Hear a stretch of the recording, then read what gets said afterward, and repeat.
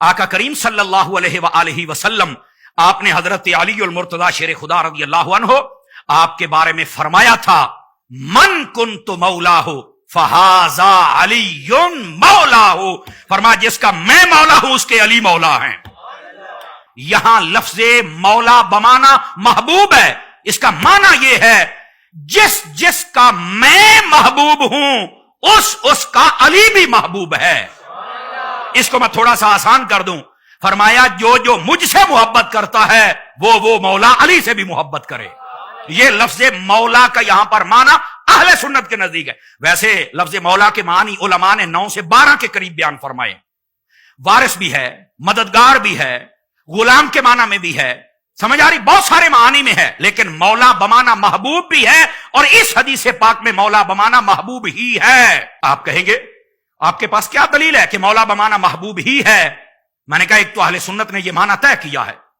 अहले सुन्नत ऐसे नहीं तय करते, हवा में तीर नहीं मारते, समझ आ रही है ना। ये पहले इल्म के समंदर में गव्वासी करते हैं और वहां से जो असली मोती हो निकाल के लोगों के सामने लाके रख देते हैं। गिरामी कदर हजरात, यहां से यह कभी माना नहीं निकल सकता कि यह खिलाफत अली का बयान हो गया तो आप खलीफा बिला फस्ल हैं।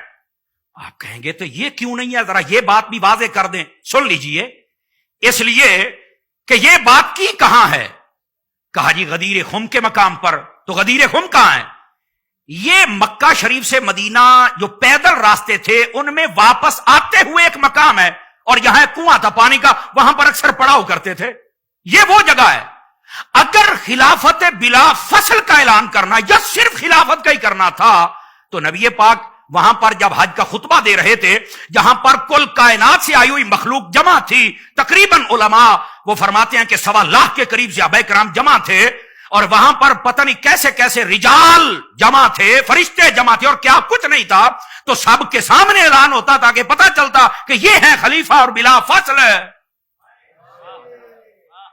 Point to be noted.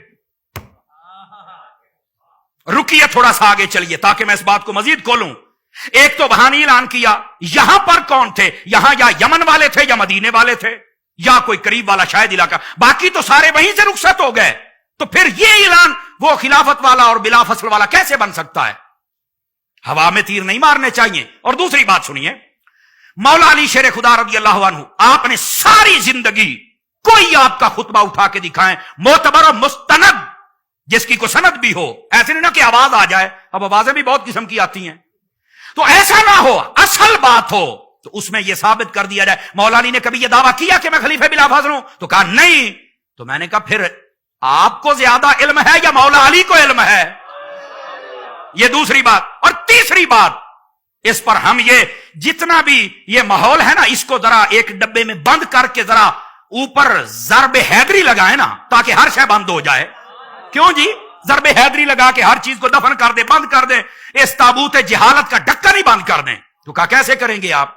मैंने कहा देखिए, मौला अली शेर खुदा मुश्किल कुशा रज़ी अल्लाहु अन्हु, जब आप पर हमला हुआ रमजान शरीफ के अंदर और जब आप शहीद होने के बिल्कुल करीब वक्त था, तो आपसे कहा गया कि हुजूर आप अपने बाद खलीफा का ऐलान कर दे। गौर से सुनिएगा। तो आपने फरमाया मैं खलीफा का ऐलान नहीं करूंगा, नॉमिनेट नहीं करूंगा। क्यों?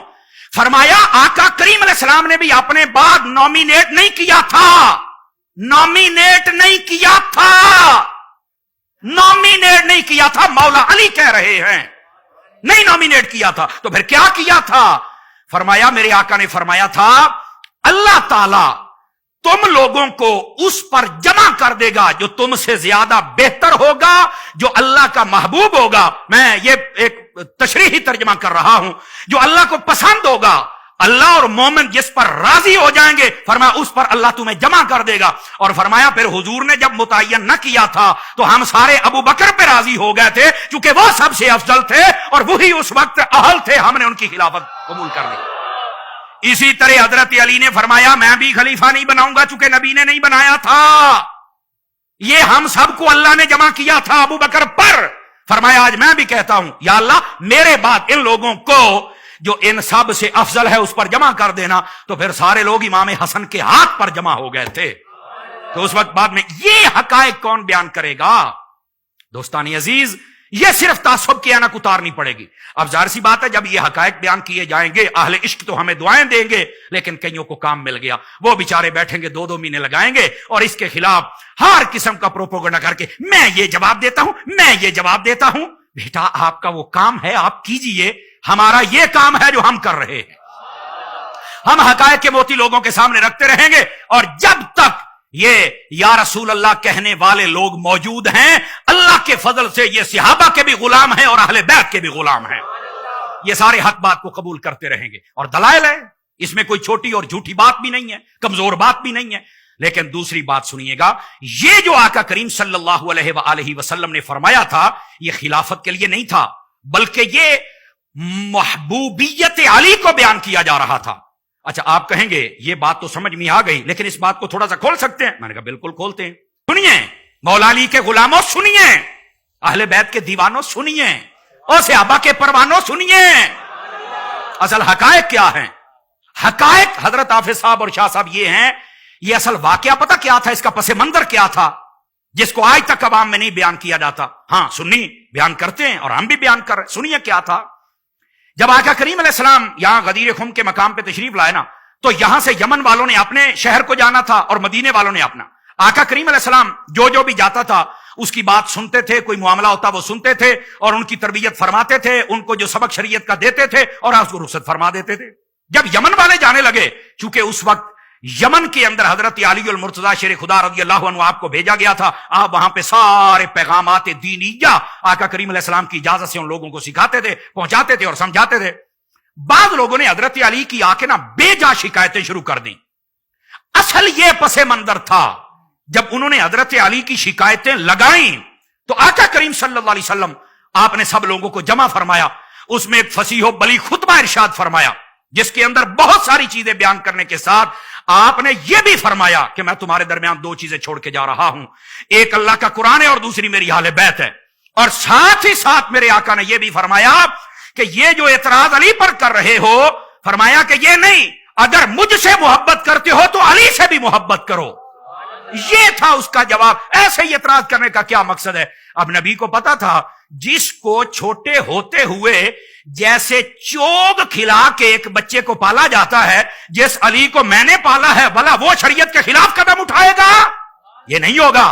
تو آقا کریم صلی اللہ علیہ وسلم نے ان کے تمام تر خیالات کو وہاں پر روک دیا اور فرمایا کہ علی سے بس محبت کرنی ہے. اور اس میں اشارہ ادھر بھی ہے جو آقا کریم نے فرمایا تھا اللہم ادر الحق ہے سدار، فرمایا یا اللہ حق کو ادھر موڑ دے جدھر میرا علی جاتا ہے.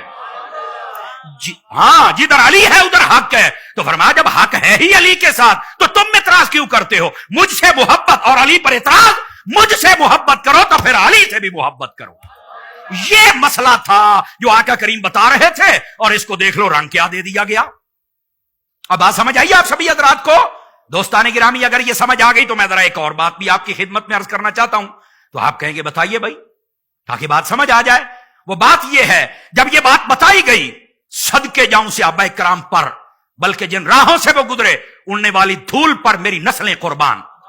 اہل بیت جہاں سے گزرے وہاں سے جو ہوائیں گزری ان پر میری نسلیں قربان، میرے ماں باپ قربان. وہ عظیم ہستیاں حضرت علی المرتضی شیر خدا رضی اللہ عنہ جب آپ کو یہ بتایا گیا تو حضرت سیدنا فاروق اعظم رضی اللہ عنہ آپ آئے، اور بعض اہل تحقیق نے لکھا ہے فقیر نے اپنی آنکھوں سے پڑھا ہے. فرمایا ساتھ میں ابو بکر صدیق رضی اللہ عنہ آپ بھی تھے. آ کے فرمانے لگے علی بڑے خوش نصیب ہو آپ کہ آپ مصطفیٰ کے بھی محبوب ہو، ہر ایمان والے کے بھی محبوب ہو. سمجھ آ رہی ہے؟ یہ آ کے صحابہ کرام نے باقاعدہ یہ حضرت علی المرتضی کو بتایا اور فرمایا آپ تو ہر ایمان والے کے محبوب ہو گئے.